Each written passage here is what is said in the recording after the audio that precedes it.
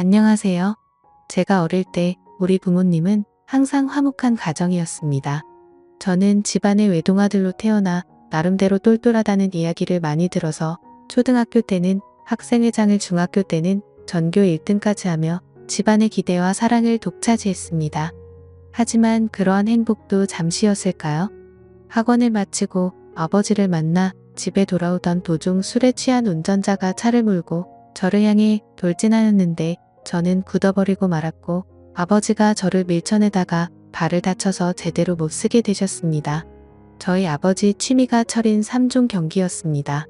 그토록 건강하고 활발하셨던 아버지는 그날부로 한쪽 발을 제대로 못 쓰게 되셨고, 제가 알기로는 허리와 하반신까지 장애가 생긴 걸로 알려져 있습니다. 거기다 엎친 데 덮친 격으로 사고를 낸 운전자가 홀로 사는 가난한 사람이다 보니 아버지 사고에 대한 보상금을 전혀 받을 수 없었고, 운전자는 그대로 감옥에 들어갔습니다. 그렇게 집안의 가장이던 아버지가 일을 못하기 시작하자 집은 점점 빚의 수령에 빠져들었고, 아버지는 그런 와중에도 어쩔 수 없이 뭐라도 하겠다며 일을 하러 다니셨습니다.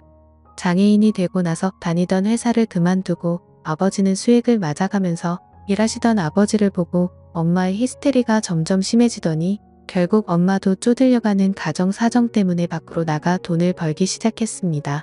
저도 더 이상 옛날처럼 공부를 위해 학원을 마음 편히 다닐 수가 없게 되어서 집에서 혼자서 공부를 하고 살았었지요. 그때를 생각하면 가장 기억에 남았던 건 화장실이었습니다. 저희가 이사간 새로 들어간 집은 화장실이 없었습니다.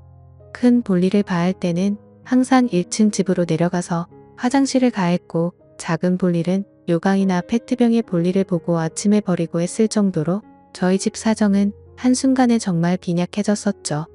그러던 중 어느 날부터 항상 저녁이 되면 엄마와 아빠가 다투는 소리에 자다가 깨어날 때가 많았습니다. 알고 봤더니 엄마가 남자가 생긴 거더라고요. 아빠의 하반신 장애로 인해 부부관계가 불가능하자 외로워서 그랬다는 이유로 바람을 피웠고, 엄마는 이제 가난도 지긋지긋해서 못 버티겠다면서 저희를 버리고 집을 나갔습니다. 아직도 또렷하게 기억하는 것은 저희 아버지가 바람을 피우고도 뻔뻔하게 나가는 엄마를 부여잡고 저를 데려가라고 부탁했습니다.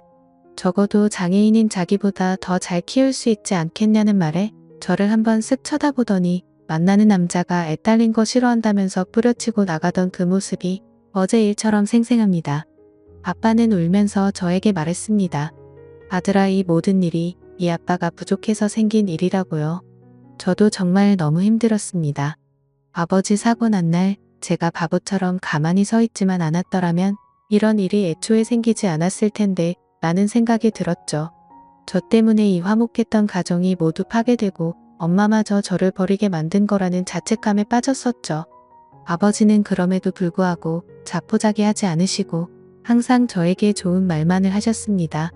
누군가를 미워할 시간에 자기 자신을 탓하고 그걸로 발전해야 한다고, 남을 탓하고 제자리에 머물러 있으면 절대 사람이 발전할 수 없다던 아버지. 저보다 더 인생이 고달프시고 아버지를 보며 정말 독하게 공부를 했습니다. 학생의 신분이니 공부만큼 할 수 있는 게 없었습니다. 아버지가 어렵게 벌어오신 돈으로 저는 코피를 줄곧 흘리면서 죽을 힘을 다해 공부를 하였고, 쉬고 싶고 놀고 싶을 때마다 항상 아버지와 저를 벌레처럼 쳐다보며 떠나던 엄마의 눈빛을 떠올렸습니다. 그렇게 고등학교에서도 최상위 성적을 유지한 저는 수능 시험에서도 높은 점수를 받아 서울 최상위 대학교에 진학하게 되었습니다. 그때부터라도 아버지께 폐를 끼치고 싶지 않았기에 저는 과외를 하며 제 학비와 생활비를 충당했습니다. 군대는 생계곤란 사유로 면제를 받게 되었고, 그렇게 학교를 남들보다 일찍 졸업하여 기업에 입사하게 되었습니다. 제가 대학을 졸업하고 기업에 입사하던 날 저희 아버지는 이제 자기는 죽어도 여한이 없다며 펑펑 우시던 아버지를 제가 끌어안고는 무슨 말씀하시냐고, 그동안 아버지가 이 아들을 책임지고 이만큼 잘 키워주셨으니 이제 제가 아버지를 책임질 때라고 말씀드렸죠. 그때도 제 스스로 대학을 졸업하고 취직할 때까지 연애는 안 하겠다고 마음먹었던지라 그 결심을 지켰습니다. 그렇게 기업에 입사 이후 저도 이제는 여자들에게 관심을 가지게 되었고, 아버지도 이제 대기업에도 취직하고 했으니 여자들도 좀 만나고 결혼도 해서 손자라도 안겨달라며 웃으면서 말하시더군요. 그때부터는 저도 삶의 여유를 가지고 일을 하며 누군가를 만나기 시작했습니다. 정말 공부에 집중할 때도 제가 원하지 않아도 여성들이 다가와 호감을 표현했습니다. 제 입으로 말하기 쑥스럽지만 나름 인기가 있었던 것 같네요.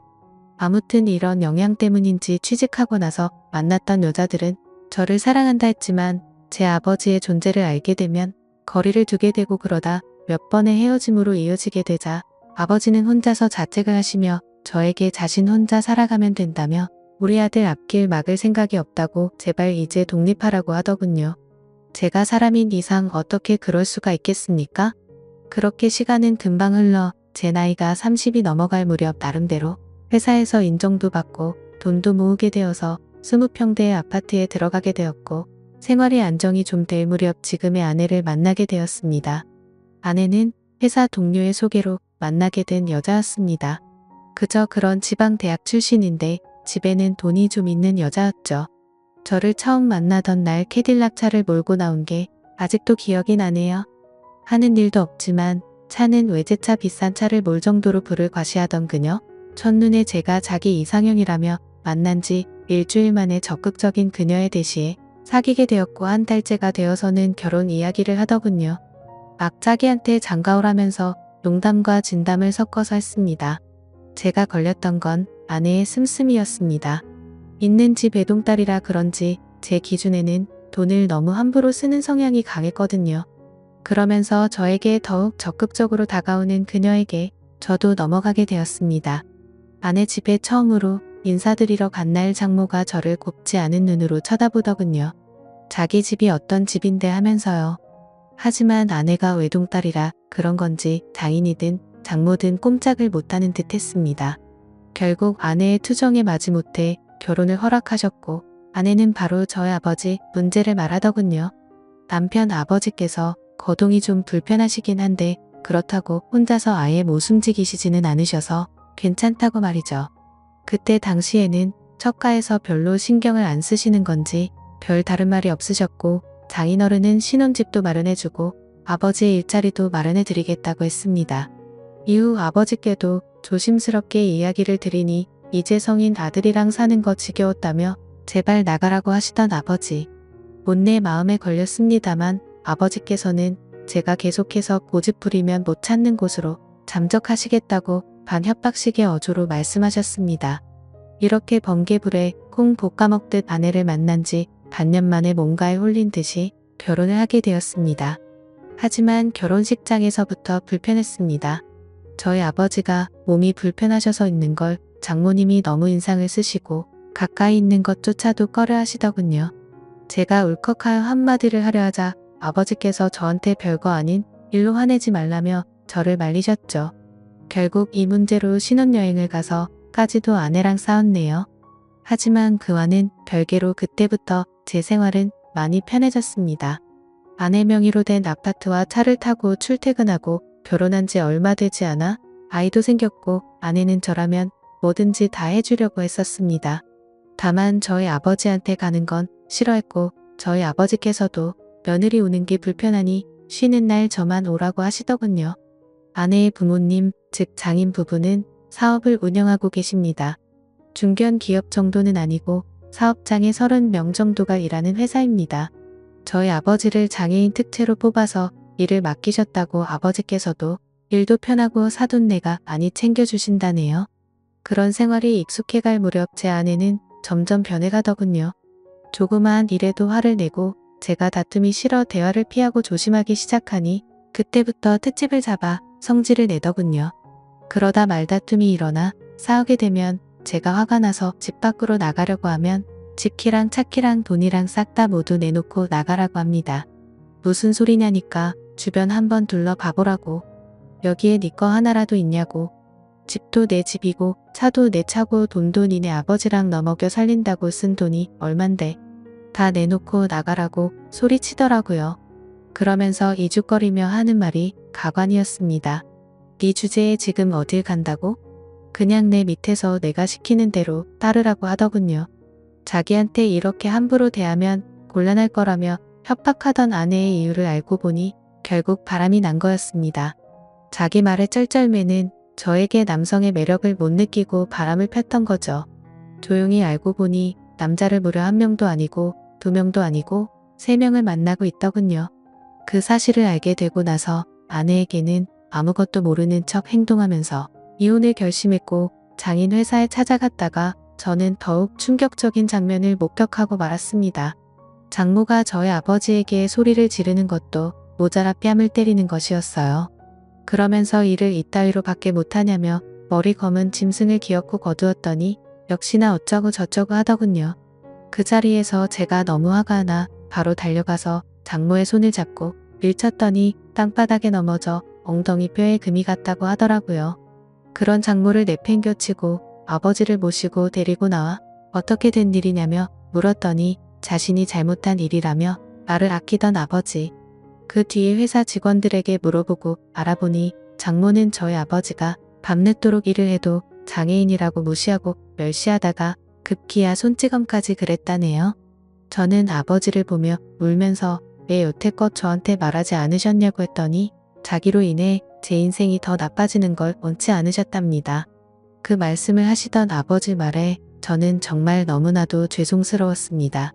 아버지는 혹시나 자신이 이런 일을 당한다고 알리면 제가 장모에게 대들 것 같았고 제 결혼 생활이 파탄이 날까봐 걱정해서 그런 말도 못하고 모든 게 그저 아들한테는 좋다고 하신 거였죠. 저는 그것도 모르고 아버지 생각한다고 참고 그 더러운 아내와의 결혼 생활을 견디고 살았으니 두 부자가 한 집안에 노란한 거였습니다. 결국 분노에 찬 저는 이혼 소송과 아내의 3명의 남자들에게 상간남 위자료 소송을 청구했고 장모를 장애인 학대죄로 고소했습니다. 그래서 지금은 거액의 합의금과 위자료를 받아 아버지와 둘이서 살게 되었네요. 지금 돌이켜 생각해보면 저희 부자 인생이 있어서 여자랑은 참 운이 지지리도 없나 봅니다. 지금까지 제 사연을 읽어주셔서 감사드립니다.